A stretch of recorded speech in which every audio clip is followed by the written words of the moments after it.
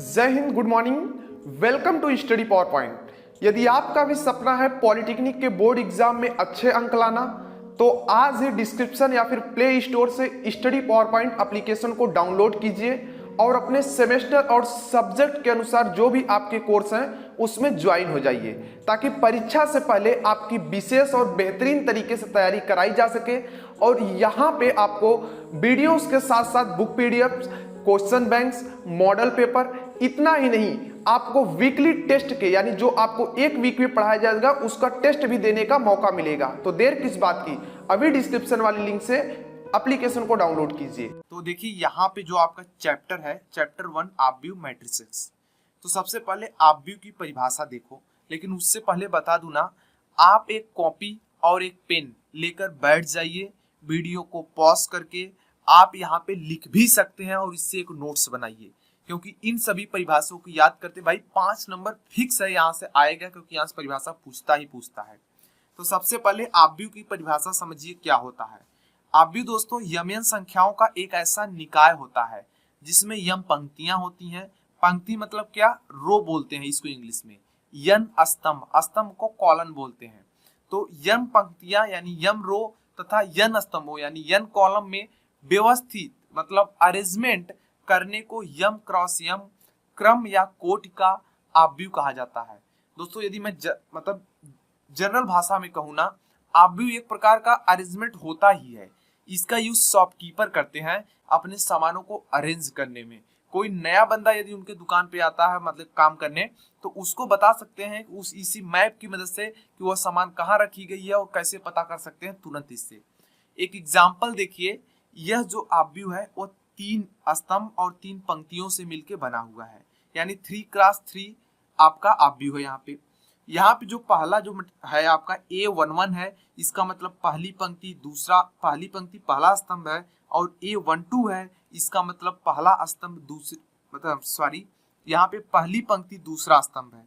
ठीक इसी तरीके से आपका यहाँ पे पहली पंक्ति है, तीसरा स्तंभ है। चलते हैं आगे बढ़ते हैं। इसका मतलब ये है कि ये दूसरा आपका पंक्ति है, पहला स्तंभ है। पहले पंक्ति रहेगा फिर स्तंभ रहेगा। इसी तरीके से आप देख सकते हैं सब कुछ। यह कितने क्रम के हो सकते हैं, 1x1 के हो सकते हैं, 2x2 हो सकते हैं, 3x3 हो सकते हैं, 4x4 हो सकते हैं। ऐसा जरूरी नहीं कि इतने की होंगे, 1x2, 2x8 इस तरीके से मतलब जैसे चाहे उस क्रम का बना सकते हैं, लेकिन मैंने आपको एक समझाने के लिए ऐसा बना दिया है। अब चलिए हमारा जो नेक्स्ट टॉपिक आता है वो दोस्तों आता है ऑब्व्यू के प्रकार। इंग्लिश में बोलते हैं टाइप ऑफ मैट्रिक्स, इसको बोला जाता है। तो देखिए यहाँ पे अगर मैं नंबर ना डालूं तो आप अपने से नंबर कर लेना, लेकिन काफी परिभाषा है जो कि टाइप्स में सब कुछ पढ़ने हैं। तो सबसे पहला स्तंभ ऑब्व्यू, इंग्लिश में बोलते हैं कॉलन मैट्रिक्स। कॉलन मैट्रिक्स क्या होता है, ऐसा ऑब्व्यू जिसमें केवल एक स्तंभ हो। देखो दोस्त नाम से स्पष्ट है, ऐसा ऑब्व्यू जिसमें केवल, या जिस ऑब्व्यू में, ऐसा ऑब्व्यू दोनों बोल सकते हो, ऐसा ऑब्व्यू या जिस ऑब्व्यू में केवल एक स्तंभ हो उसे स्तंभ ऑब्व्यू कहा जाता है। स्तंभ ऑब्व्यू को दोस्तों रो वेक्टर के नाम से भी जाना जाता है। यहाँ कॉलन मैंने लिख दिया था, लेकिन कॉलन नहीं होता, रो होता है, थोड़ा उल्टा चलता है यहाँ पे, क्योंकि कॉलन के साथ इसको रो वेक्टर बोला जाता है। चलिए एक एग्जांपल यहाँ देख सकते हैं कि इसमें केवल क्या है, एक स्तंभ ही है। कोई यहाँ पे पंक्तियां जो है कितनी है, 1 2 3 है, लेकिन स्तंभ कितना है, एक ही है। अब चलिए देखते हैं हमारा जो नेक्स्ट है दूसरा टाइप्स में, पंक्ति ऑब्व्यू। पंक्ति ऑब्व्यू को इंग्लिश में बोला जाता है रो मैट्रिक्स।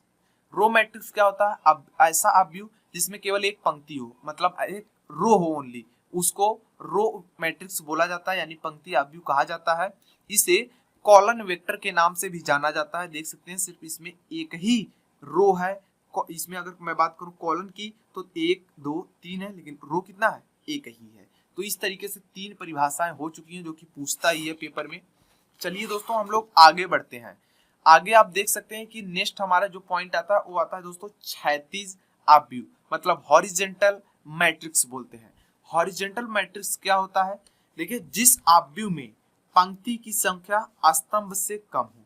क्षैतिज नाम से ही पता चल रहा है कि भाई देखो क्षैतिज 1 2, ये जो क्षैतिज वाले क्या है, कम हो, स्तंभ जो है वो ज्यादा होगा, तो ऐसे को मैं क्या बोलूंगा, क्षैतिज ऑब्व्यू बोलूंगा। तो देख सकते हैं इस तरीके से हमने एक 2x3 या 2x3 बोल दो, इस क्रम का ऑब्व्यू बना दिया है। तो देख सकते हो कि इसमें कितने पंक्तियां हैं, एक पंक्ति दूसरी पंक्ति। अगर मैं बात करूं स्तंभ कितने हैं, एक स्तंभ, दो स्तंभ, तीन स्तंभ, तो हुआ कि नहीं इसके अकॉर्डिंग। तो देख सकते हो यम क्या है, कम होगा, और यन क्या है, ज्यादा होगा। इस तरह से क्षैतिज आव्यूह बोला जाता है। नेक्स्ट हमारा आता है दोस्तों ऊर्ध्वाधर आव्यूह। ऊर्ध्वाधर आव्यूह को इंग्लिश में वर्टिकल मैट्रिक्स बोला जाता है। वर्टिकल मैट्रिक्स वह मैट्रिक्स होता है जिसमें क्या होगा, पंक्तियां जो होंगी वो ज्यादा होंगी, स्तंभ कम होंगे। पंक्तियां ज्यादा होंगी, स्तंभ कम होंगे, तो उसको वर्टिकल मैट्रिक्स बोलते हैं। एग्जाम्पल यहाँ देख सकते हैं। इसमें कितने, दो ठो हमारे भाई क्या है, स्तंभ है, लेकिन पंक्तियां क्या है, पंक्तियां देख लो, एक दो तीन, तीन पंक्तियां हैं। यहाँ पे दिखाया भी गया है कि यम ज्यादा होगा, यन कम होगा, तो ऊर्ध्वाधर आव्यूह कहलाएगा। अब देखिए हमारा जो नेक्स्ट है दोस्तों वो है वर्ग आव्यूह, मतलब स्क्वायर मैट्रिक्स इसको बोलते हैं। स्क्वायर मैट्रिक्स क्या होता है, देखिए ऐसा आव्यूह जिसमें पंक्ति और स्तंभ यानी रो और कॉलम की संख्या बराबर हो, ऐसे मैट्रिक्स वर्ग आव्यूह यानी स्क्वायर मैट्रिक्स कहलाते हैं। देखिए 2x2 का हमने बना दिया है, 3x3 या 3x3 का हमने आव्यूह यहाँ पे बना करके आपको दिखा दिया कि यह वर्ग आव्यूह ही होता है। नेक्स्ट हमारा दोस्तों आता है डायगोनल मैट्रिक्स। इंग्लिश में नाम याद करते चलिए, यह आगे बहुत हेल्पफुल आपके लिए होने वाला है। बताते चलता हूं आपको, इंग्लिश वाला जरूर से याद करना, हिंदी वाला भी याद करना, लेकिन इंग्लिश वाला भी याद करे रहना, क्योंकि टीचर काफी होते हैं ना इंग्लिश में ही पूछ लेते हैं, तो वहां दिक्कत हो जाती है। तो इसलिए आप इंग्लिश वाला ही याद कीजिएगा और हिंदी वाला भी देखिएगा। विकर्ण आव्यूह डायगोनल मैट्रिक्स, देखिए क्या होता है। विकर्ण आव्यूह दोस्तों ऐसा आव्यूह होता है जिसके मुख्य विकर्ण को छोड़ करके। अब दोस्तों मैं आपको यहाँ एग्जाम्पल के लिए जो आपके यहाँ पे मुख्य विकर्ण होते हैं वो क्या होता है, मुख्य विकर्ण। ये देखो, मान लो एक आव्यूह आपका ए है, इस तरीके से ए बी सी हो गया, डी ई एफ हो गया, जी एच आई हो गया। तो इसका जो ए वाला है ना, ए वाला चीज, ये क्या कहलाता है, मुख्य विकर्ण। ये कहलाता है ए ई और आई क्या होता है, मुख्य विकर्ण। मुख्य विकर्ण को छोड़ करके शेष अवयव यानी जितने भी और भी अवयव हैं वो सभी शून्य होते हैं, तो ऐसे आव्यूह को विकर्ण आव्यूह कहा जाता है। तो चलिए दोस्तों हम लोग एक एग्जाम्पल देख लेते हैं। ये देखिए एग्जाम्पल है, एग्जाम्पल में इस तरीके से था, 1 2 3 को छोड़ा गया, बाकी देखो ये मुख्य विकर्ण है। ये बहुत इंपॉर्टेंट, काफी टीचर इसको पूछते रहते हैं। मुख्य विकर्ण के ऊपर और नीचे दोनों तरफ शून्य है, या इसको छोड़ करके सभी शून्य हो जाए, उसको क्या बोलते हैं भाई, इसको हम लोग बोलते हैं डायगोनल मैट्रिक्स बोलते हैं। 3x3 का दिखा दिया गया है। अब चलिए आपका जो नेक्स्ट नंबर पर आता है वो आता है अदिश आव्यूह। अदिश आव्यूह यहाँ पे है, लेकिन चलिए अभी आगे बात करते हैं। तो अदिश आव्यूह बात करते हैं क्या होता है, स्केलर मैट्रिक्स बोलते हैं। स्केलर मैट्रिक्स वह आव्यूह होता है जिसके मुख्य विकर्ण के अवयव एक समान हो, उसको स्केलर मैट्रिक्स बोलते हैं, यानी अदिश आव्यूह बोला जाता है। यहाँ पे देख भी सकते हैं मुख्य विकर्ण यही है, इसके सभी जो अवयव हैं उनकी वैल्यू समान यानी 4 4 4 है। एबीसी नहीं हो सकता, या ध्यान देना, ए होगा, बी होगा, सी इस तरीके से होगा, लेकिन इसमें एबीसी हो सकता था। लेकिन नेक्स्ट जो हमारा आता है इकाई आव्यूह या तस्मक आव्यूह, यानी यूनिट मैट्रिक्स या यूनिटी भी बोलते हैं, आइडेंटिटी मैट्रिक्स भी बोला जाता है। तो इकाई आव्यूह क्या होता है दोस्तों, इकाई आव्यूह का बहुत उपयोग आगे, क्योंकि इसको आई से शो करते हैं, इसको याद कर लीजिए क्योंकि इसी का आगे बहुत सारा उपयोग होने वाला है। देखिए आपका इकाई आव्यूह क्या होता है, ये हमेशा वर्ग में ही होगा, ये किसी क्रम में मतलब बदल नहीं सकता, हमेशा वर्ग आव्यूह होगा, इसलिए हमेशा याद रखना आइडेंटिटी मैट्रिक्स वर्ग फॉर्म में होता है। एक वर्ग आव्यूह जिसमें मुख्य विकर्ण के सभी अवयव एक हो तथा शेष अवयव शून्य हो या 0 हो, यूनिटी मैट्रिक्स या यूनिट मैट्रिक्स कहलाता है। इसको आई से शो करते हैं, प्रदर्शित करते हैं, दर्शाते हैं, जो भी करना कह लो। तो देखो यहाँ पे मुख्य विकर्ण यही था, लेकिन यह वर्ग आव्यूह होना चाहिए तभी कहलाएगा, ध्यान दीजिएगा इस बात का। तो मुख्य विकर्ण क्या है, एक समान है, एक समान तो होना ही चाहिए, तो अदिश हो जाएगा, लेकिन यहाँ एक होना चाहिए तभी इकाई आव्यूह बनेगा। नेक्स्ट दोस्तों हमारा आता है शून्य या रिक्त आव्यूह, जीरो या नल मैट्रिक्स क्या होता है। जीरो या नल मैट्रिक्स दोस्तों ऐसा होता है कि देखिए ऐसा आव्यूह जिसके प्रत्येक अवयव यानी सभी चीजें शून्य हो जाएं, जीरो आव्यूह या नल मैट्रिक्स कहलाता है। 2x2 का हमने दिखाया है, आप 3x3 4x4 का दिखा सकते हैं। इसमें कोई फिक्स नहीं है कि आपका वर्ग आव्यूह यानी स्क्वायर मैट्रिक्स होना चाहिए, वो किसी भी क्रम का हो सकता है जीरो मैट्रिक्स, लेकिन इकाई आव्यूह में वर्ग आव्यूह होना बहुत जरूरी है। अब चलिए हमारा जो नेक्स्ट आता है दोस्तों त्रिभुजी आव्यूह। अगर आपको वहां से स्क्वायर आव्यूह नहीं याद होगा तो त्रिभुजी आव्यूह यानी ट्रायंगुलर मैट्रिक्स आपको नहीं याद हो पाएगा। तो चलिए देखिए क्या होता है ट्रायंगुलर मैट्रिक्स। देखिए यदि किसी, ध्यान दीजिएगा, यदि किसी वर्ग आव्यूह में मुख्य विकर्ण के ऊपर, देखिए मुख्य विकर्ण यही होता है, मुख्य विकर्ण यही होता है ना, इसके ऊपर या तो नीचे, इसमें दोनों हमने एग्जांपल दे दिए क्योंकि इसका एक टाइप्स बन जाते हैं, अभी बताएंगे। ऊपर या नीचे के अवयव शून्य हो तो उसे त्रिभुजी आव्यूह कहते हैं। ध्यान दीजिएगा, त्रिभुजी आव्यूह में वर्ग आव्यूह के नीचे, मुख्य विकर्ण के नीचे और ऊपर, दोनों तो कह सकते हैं, लेकिन यहाँ पे क्या होगा, एक कोई शून्य हो, ठीक है, ऊपर होगा या तो नीचे, इस बात का ध्यान रहे, एक तो ऊपर हो या फिर नीचे हो, पूरा नहीं, ऊपर या तो नीचे, तो इसको हम बोलेंगे दोस्तों त्रिभुजी आव्यूह बोलते हैं। तो इसको देखिए क्या बोलेंगे, इसको बोलेंगे दोस्तों निम्न त्रिभुजी, और इसको बोलेंगे अपर, मतलब उच्च त्रिभुजी बोलते हैं, क्योंकि इसके टाइप्स बनते हैं। टाइप्स देख लो, सब समझ जाओगे आप। टाइप्स में दोस्तों उच्च त्रिभुजी जो आव्यूह है, अपर ट्रायंगुलर मैट्रिक्स। तो देखिए यहाँ पे क्या है, एक आव्यूह है 3x3 का, तो इसमें क्या है, ये जो बीच वाला दिख रहा है ना आपको, ए मेन डायगोनल बोलते हैं जिसको, मुख्य विकर्ण। मुख्य विकर्ण के अगर नीचे शून्य हुआ तो उच्च त्रिभुजी कहलाएगा, अगर मुख्य विकर्ण के ऊपर शून्य हुआ तो उसको निम्न त्रिभुजी यानी लोअर ट्रायंगुलर मैट्रिक्स, और इस तरीके से इसको अपर ट्रायंगुलर मैट्रिक्स बोलते हैं। अपोजिट में चलते हैं, इसलिए याद कर लेना। तो इसमें देख, इसको समझ गए होगे, निम्न आपको त्रिभुजी आव्यूह समझ आए, इसके टाइप्स थे। अब नेक्स्ट नंबर पर जो आता है वो आता है उप आव्यूह, मतलब कि सब मैट्रिक्स। सब मैट्रिक्स क्या होता है, देखिए किसी आव्यूह को, ध्यान दीजिएगा, किसी आव्यूह के कुछ पंक्तियों या कुछ स्तंभ को छोड़ दे, ठीक है, ये इसका भी आगे बहुत उपयोग है। कोई आव्यूह है, उसके कुछ पंक्तियों या कुछ स्तंभों या दोनों को छोड़ने से प्राप्त कुछ आव्यूह जो प्राप्त होगा उसे उप आव्यूह कहलाता है। जैसे देखिए किसी क्रम का था, अब देखिए अगर मैं बात करूं किस क्रम का है, तो 2x4 का था ये आव्यूह, तो इस क्रम का है ये, तो इसमें से हमने देखिए इतना छोड़ दिया, तो जो बचा उसको निकाल के आव्यूह में रख दिया, तो इसको उप आव्यूह बोलते हैं। 1-2 को भी निकाल लेंगे तो ये भी उप आव्यूह कहलाएंगे। इसको 1x1, 1x1, 2x2 और इसको 2x4, इस तरीके 2x2 ये भी है, तो इसको इस तरीके से आव्यूह बना सकते हो, ठीक है। तो ये था आपका उप आव्यूह, इसका आगे उपयोग है। अब देखिए यहाँ पे मैं आपको बताऊं थोड़ा सा ना, गुणन आव्यूह, गुणन आव्यूह का गुणन की बात हो रही है, ठीक है, तो इस चीज को हम यहाँ पे छोड़ देते हैं।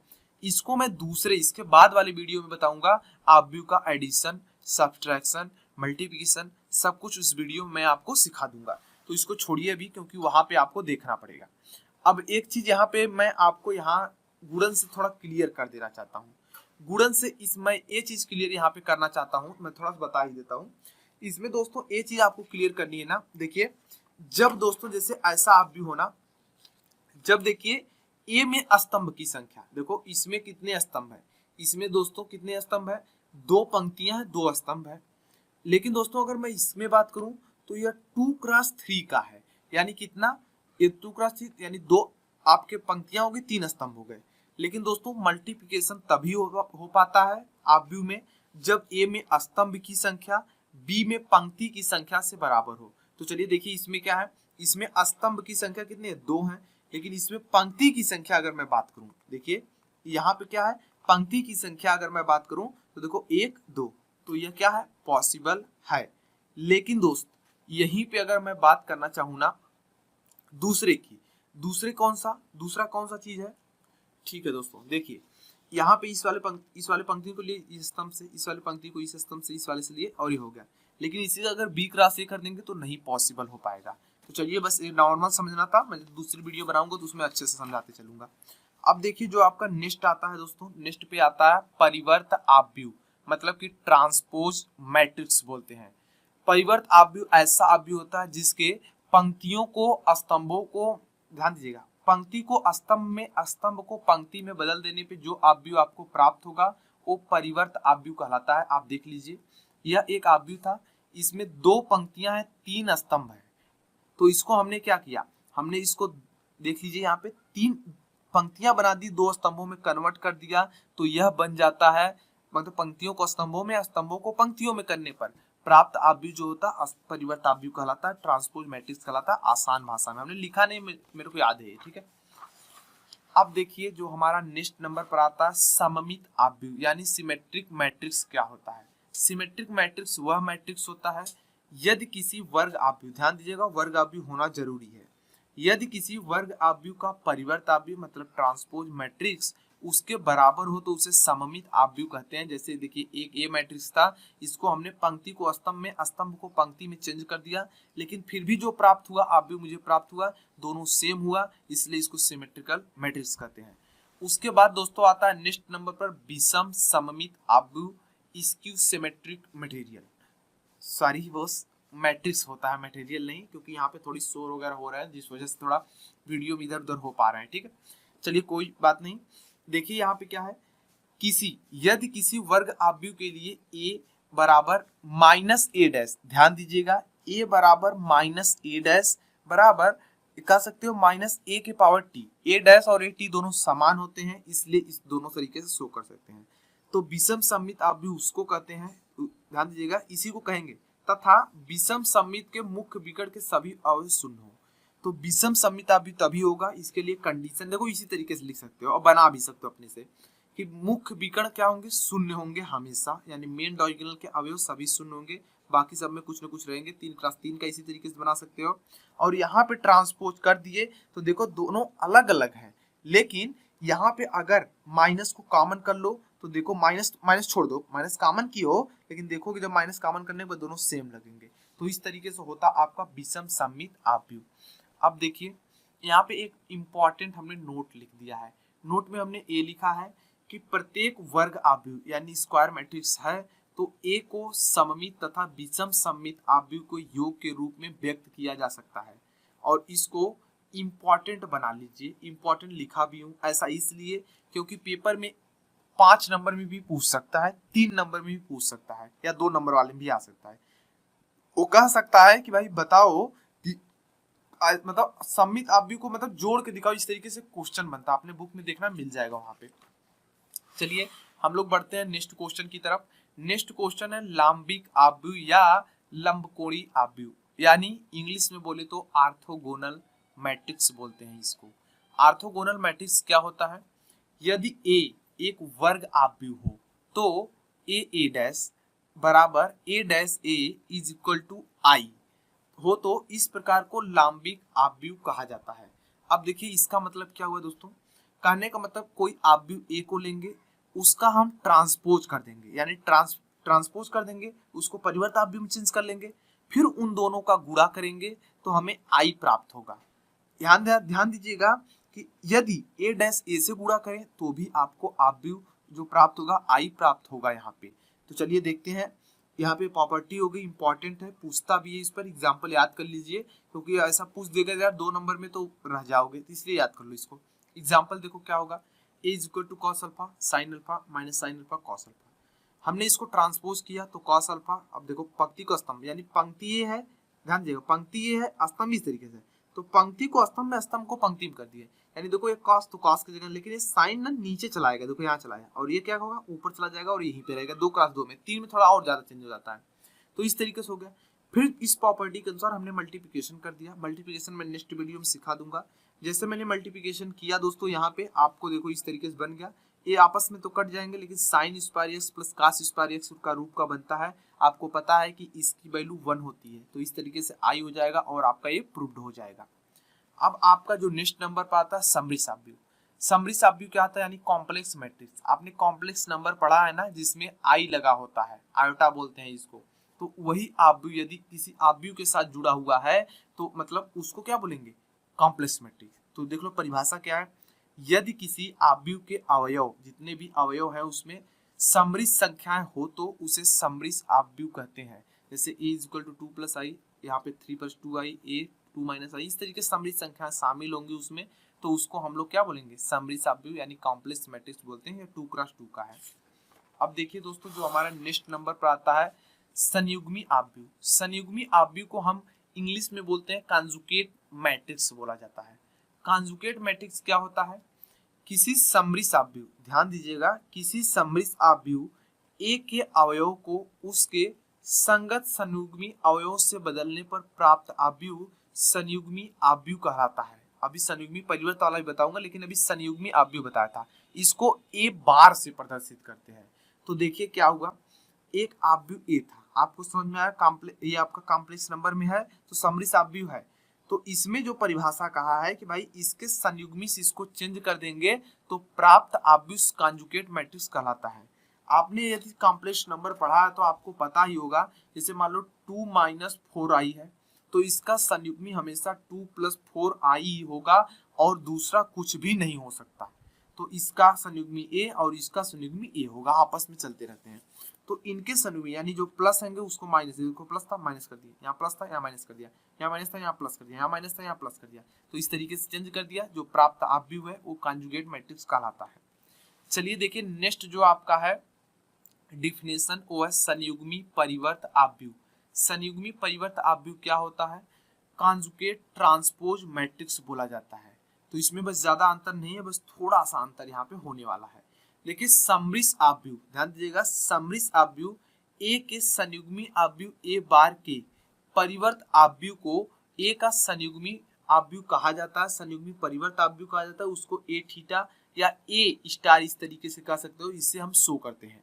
तो देखिए क्या कहा गया, कहा सिर्फ ये कही गया कि भाई देखो समरिस ऑब्वियु तो होना ही चाहिए। उसके बाद जो आपका समरिस ऑब्वियु है उसका जो संयुग्मी ऑब्वियु है, संयुग्मी ऑब्वियु आपका ये वाला होगा।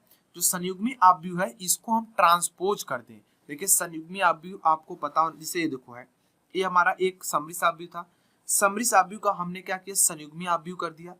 इस संयुग्मी ऑब्वियु का अगर हम ट्रांसपोज कर दें, जो हमें ऑब्वियु प्राप्त होगा उसको हम संयुग्मी परिवर्त ऑब्वियु कहते हैं। तो देखिए एक मैं अच्छे से और बता देता हूँ। जैसे मान लो ए एक ऑब्वियु है, ए मान लीजिए मेरा क्या है, ए क्या है भाई, ए हमारा है ना समरिस ऑब्वियु। समरिस ऑब्वियु को हमने क्या किया, चेंज कर लिया संयुग्मी ऑब्वियु में। संयुग्मी ऑब्वियु मतलब बी में चेंज हो गया। संयुग्मी ऑब्वियु आपको पता है कि इसके जो क्या होंगे अवयव होंगे ना, उसके क्या होते हैं संयुग्मी अवयव होंगे, उनसे चेंज कर लेंगे। फिर इसके बाद बी का अगर मैं ट्रांसपोज कर दूं, सी आ गया, तो यही हमारा जो प्राप्त ऑब्वियु होगा वही संयुग्मी परिवर्त ऑब्वियु कहलाता है। देख लो ए था आपका समरिस ऑब्वियु, समरिस ऑब्वियु को हमने यहाँ पे इसके संयुग्मी अवयव से चेंज किया तो बना क्या हमारा संयुग्मी ऑब्वियु बना। संयुग्मी ऑब्वियु को हमने ट्रांसपोज किया तो हमें संयुग्मी परिवर्त ऑब्वियु प्राप्त हुआ। नेक्स्ट हमारा आता है हर्मिटियन ऑब्वियु, जो कि इंपॉर्टेंट भी लगा रखा है, हर्मिटियन मैट्रिक्स बोलते हैं। देखिए क्या है इसमें, क्या कहा जा रहा है, यदि कोई समरिस ऑब्वियु है ए, कोई समरिस ऑब्वियु ए है, अपने संयुग्मी परिवर्त ऑब्वियु के बराबर हो तो उसे हर्मिटियन ऑब्वियु कहा जाता है। तो चलिए देखिए हर्मिटियन ऑब्वियु कैसे होता है, और ध्यान दीजिएगा हर्मिटियन ऑब्वियु के लिए एक कंडीशन है, एक कंडीशन ए है कि इसके मुख्य विकर्ण यानी मेन डायगोनल के जो अवयव हैं, यानी जो भी यहाँ पे हैं इसके अवयव जिसके सदस्य हैं, ये क्या है वास्तविक होते हैं, काल्पनिक नहीं होते। आई का मतलब इमेजिनरी आपका काल्पनिक हो जाता है, लेकिन 1 0 2 क्या है आपका रियल नंबर, वास्तविक संख्याएं हैं। तो देखिए एक एग्जांपल के लिए लेंगे, सिद्ध करना था ए एक ऑब्वियु था, हर्मिटियन ऑब्वियु, इसको सिद्ध कीजिए है। तो प्रॉपर्टी क्या होती है, ए के पावर थीटा। ए पावर थीटा मतलब क्या हुआ भाई, ए पावर आपका थीटा है, तो इसको हम लोग शो किससे करते हैं भाई, ए पावर थीटा को हम लोग क्या करते हैं संयुग्मी परिवर्त ऑब्वियु से, ठीक है। तो ये बार इस तरीके से ट्रांसपोज कर दिए हैं, बराबर ए ही आएगा। तो चलिए देखिए क्या है, ए ऑब्वियु था, ए बार था, ए बार का हमने क्या किया ट्रांसपोज कर दिया। देखो ए बार था आपका, ए बार का हमने यहाँ पे ट्रांसपोज कर दिया। तो हमने जब ट्रांसपोज कर दिया भाई, देखो ये थीटा भी शो करते हैं, लेकिन हम इसको लेके प्रूव कर दे रहे थे, तो पर भी तो बात एक ही है। तो यहाँ पे क्या किया हमने, ज्यादा कुछ नहीं किया है। इसको देखो पंक्ति, ये देखो पंक्ति थी, ए भी पंक्ति ए भी पंक्ति, इसको हमने स्तंभ में ला दिया। यानी देखो एक अपने जगह पर रहेगा, लेकिन 2 + 3i यहाँ पे ला दिया, क्योंकि पंक्ति को स्तंभ, स्तंभ को पंक्ति में कर रहे हैं। और 3 - 4i को यहाँ पे, और इसको यहाँ पे कर दिया, और इसको क्या गया यहाँ पे चेंज कर लिया, बराबर ए के हुआ। तो इसलिए ये प्रूफ हो जाता है। अब देखिए दोस्तों हमारा जो नेक्स्ट नंबर पर आता है, यहाँ पे थोड़ा सी स्पेस कम था इसलिए लिख दिया क्योंकि इंपॉर्टेंट ये भी था। विषम हर्मिटियन ऑब्वियु। विषम हर्मिटियन ऑब्वियु क्या होता है, इसको हर्मिटियन मैट्रिक्स बोलते हैं। देखिए यदि ए कोई वर्ग ऑब्वियु हो, ये तभी काम करेगा जब वर्ग ऑब्वियु होगा, तभी ए को विषम हर्मिटियन ऑब्वियु कहा जाएगा। वो तब कहा जाएगा जब ए के power theta is equal to A के power T is equal to -a। कहने का मतलब जो हर्मिटियन ऑब्वियु था वही चीज यहाँ भी प्रूफ होगी, लेकिन यही माइनस अगर कॉमन कर लेंगे तो इसके बराबर हो जाएगा, हर्मिटियन ऑब्वियु प्रूफ हो जाएगा। लेकिन हर्मिटियन ऑब्वियु की एक शर्त होती है विषम हर्मिटियन ऑब्वियु की, कि इसके मेन डायगोनल के जो अवयव होते हैं वो काल्पनिक, ध्यान दीजिएगा काल्पनिक और शून्य होंगे ही। और इसमें क्या होगा, वर्ग ऑब्वियु भी होना चाहिए और यहाँ पे काल्पनिक या शून्य होना चाहिए इसके यहाँ वाले आव्यूह, तभी ये कहलाएगा। एग्जाम्पल यहाँ लिखा गया है, इसका हमने क्या किया, बार निकाल लिया। बार क्या किए भैया, हमने बार का मतलब ये होता है कि इसके हमने क्या किया, संयुग्मी से चेंज कर दिया। संयुग्मी से चेंज करने के बाद हमने इसका ट्रांसपोज किया। ट्रांसपोज जैसे ही दोस्तों हमारा हुआ, हमने माइनस को कॉमन किया। देखो यहाँ पे ये बराबर का चिन्ह है, लेकिन ये जो ऊपर वाला दिख रहा है, देखो ये हमने बराबर का दिया, थोड़ा बड़ा हो गया है, ये माइनस है। बराबर माइनस हमने कॉमन किया, तो देखो ए वाला जो चीज आई है, ये देखो ए और ए दोनों चीज बिल्कुल बराबर, लेकिन अंतर सिर्फ किसका है, इस माइनस का है, तो यहाँ पे माइनस ही कर लीजिएगा।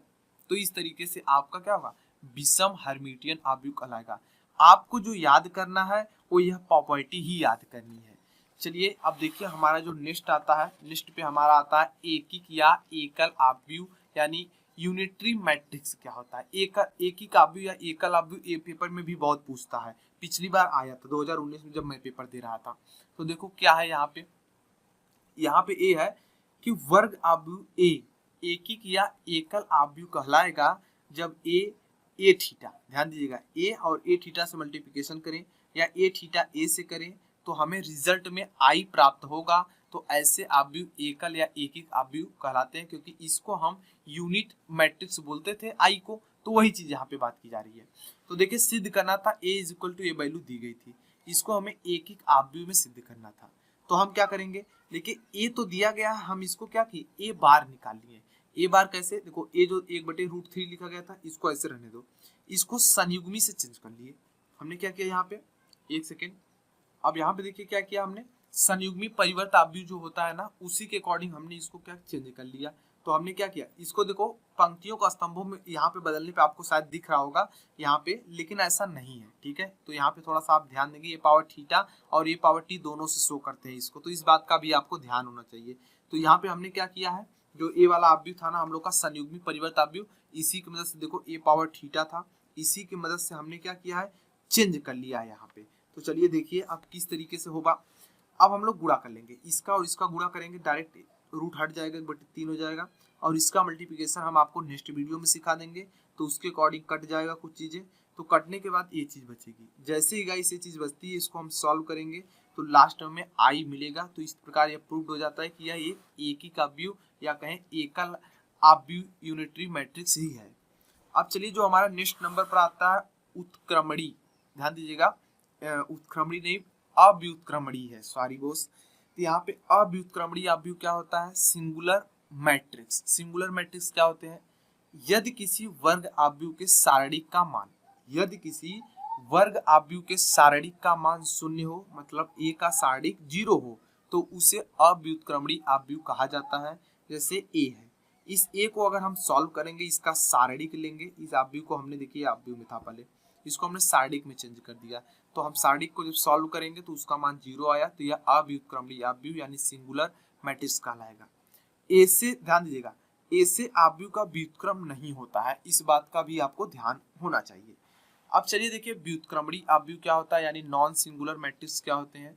यदि किसी वर्ग आव्यूह को, ध्यान दीजिएगा, यदि किसी वर्ग आव्यूह के सारणिक का मान 0 न हो, तो सारणिक का मान 0 न हो तो ऐसे आव्यूह को व्युत्क्रमणी आव्यूह कहा जाता है। जैसे ये एक आव्यूह था, इसका हमने सारणिक निकाल लिया, तो यहाँ पे देखिए हमने सारणिक थोड़ा डायरेक्ट निकाला है, हमें ऐसा करना चाहिए था, इसका सारणिक इस तरीके से करके और इसको हमें 1 2 3 और 4 में रखना चाहिए था। फिर इसके बाद नेक्स्ट स्टेप में हो जाएगा, 4 एक कम 4 हो जाएगा और 4 3 दूना 6 हो जाएगा, 4 में 6 -2 आ गया, 0 नहीं हुआ, तो ये व्युत्क्रमणी आव्यूह कहलाएगा। अब देखिए नेक्स्ट नंबर, और शायद ये लास्ट है, एक बार मैं देख लूं, हाँ यह लास्ट है बिल्कुल दोस्त, यह लास्ट बिल्कुल है, और इसी की मदद से भी काफी सवाल सॉल्व होंगे, काफी क्वेश्चन सॉल्व होंगे, जिसका नाम है सहखंड आव्यूह। सहखंड आव्यूह क्या होता है, जिसको इंग्लिश में बोलते हैं कोफैक्टर मैट्रिक्स। कोफैक्टर मैट्रिक्स क्या होता है, किसी आव्यूह एक के अवयव उसके संगत सहखंडों से प्रतिस्थापित करने से जो आव्यूह बनता है उसको सहखंड आव्यूह कहते हैं। इसको ए पावर सी, ध्यान दीजिएगा ए पावर में है, ए पावर सी, इस तरीके से ए के पावर सी, ए पावर सी से इसको शो करते हैं, इसको सहखंड आव्यूह कहते हैं। अब देखिए सहखंड आव्यूह का आपने समझ लिया, अब हम लोग समझते हैं सहखंडज आव्यूह क्या होते हैं। सहखंड आव्यूह और सहखंडज आव्यूह में अंतर होता है, जब क्वेश्चन करोगे तब समझ में आ जाएगा किस तरीके से होते हैं। तो सहखंडज आव्यूह क्या है आपका, किसी आव्यूह ए के सहखंड आव्यूह, ध्यान दीजिएगा, सहखंड आव्यूह के परिवर्त आव्यूह को, सहखंड आव्यूह जो बना उसका हम ट्रांसपोज कर दिए। ट्रांसपोज करने पे जो आव्यूह प्राप्त होता है उसे सहखंडज आव्यूह कहा जाता है। इसे एडीजे ए से शो करते हैं। एडीजे आपने सुना होगा यदि आपने क्लास 12 में मैथमेटिक्स पढ़ी है तो एडीजे ए से शो करते हैं।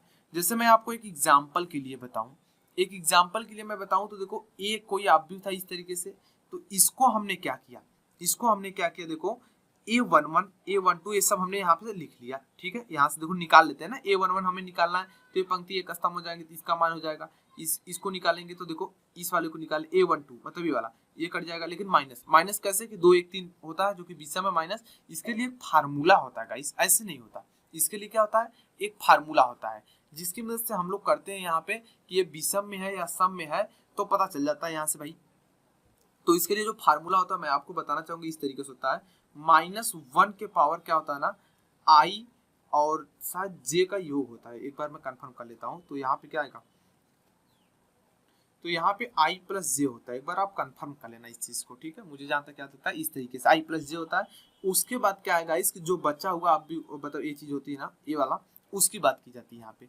तो देखिए अब यहाँ पे क्या बचा हुआ है इस तरीके से, तो यहाँ पे क्या होगा आपका जो यहाँ पे आने वाला है ना, वो ये चीज हो जाएगा। देखो i प्लस जे मतलब i प्लस जे यहाँ कहाँ पे स्थित है, जैसे इसकी मैं बात करूँ तो देखो ये दूसरे पंक्ति और पहले स्तंभ में है, तो 2 और 1 जोड़ूंगा 3 होगा, और -1 के पावर 3 समझ रहे हो ना, विषम ही आएगा, तो इसलिए -5 यहाँ से आ जाता है, और जो बचेगा उसको यहाँ जैसे 6 बचा तो यहाँ पे लिख देते हैं। तो इस तरीके से हो गया, तो इस पे उतना ध्यान देने की जरूरत नहीं है, सिर्फ नॉर्मल है, मैं समझा दूंगा आगे आपको वीडियो में। तो देखो इस तरीके से सब निकाल लेंगे, जैसे ये कटा तो ये निकल गया था, इसको लिए थे तो ये बचा था। अब इसी तरीके 5 लेंगे तो ये कटेगा तो 4 बच जाएगा, यहाँ से देखो -4 होगा क्योंकि यहाँ पे 2 और 1 3 पे हो जाएगा, और यहाँ पे अगर मैं बात करूँ इस तरीके का 3 हो जाएगा। तो इसको लेके जो मैं बनाया ये आपका सहखंड आव्यूह होता है, a पावर c से जो बना वो सहखंड आव्यूह होता है। लेकिन इसके बाद अगर मैं इसका ट्रांसपोज कर दूं तो जो आव्यूह मुझे प्राप्त हुआ वो सहखंडज आव्यूह यानी एडजॉइंट मैट्रिक्स आपको मिलता है, जिसको एडीजे ए से शो करते हैं। सो गाइस यही महत्वपूर्ण इंपॉर्टेंट डिफिनेशन थे, टोटल डिफिनेशन हो चुकी है। एक टॉपिक रह गई है जिसका नाम है आव्यूह और सारणी, यानी मैट्रिक्स और डिटर्मिनेंट में क्या अंतर होते हैं, इसको हम किसी नेक्स्ट वीडियो में आपको समझा देंगे। इसमें ज़्यादा आपको मतलब डरने की बात नहीं है, बेसिक सा अंतर होता है थोड़ा थोड़ा, तो इस तरीके से आप समझ सकते हैं। सो गाइस आई होप आपको ये वीडियो पसंद आए तो वीडियो को लाइक कर सकते हैं और अपने दोस्तों के साथ शेयर कीजिए ताकि उनको भी पता चल जाए कि हमने अप्लाइड मैथ थर्ड की 2020 क्लास स्टार्ट कर दी है, वो भी क्लास से जुड़ सकते हैं। डेली क्लास होती है शाम 6 बजे, आप जरूर ज्वाइन कीजिएगा। Thanks for watching.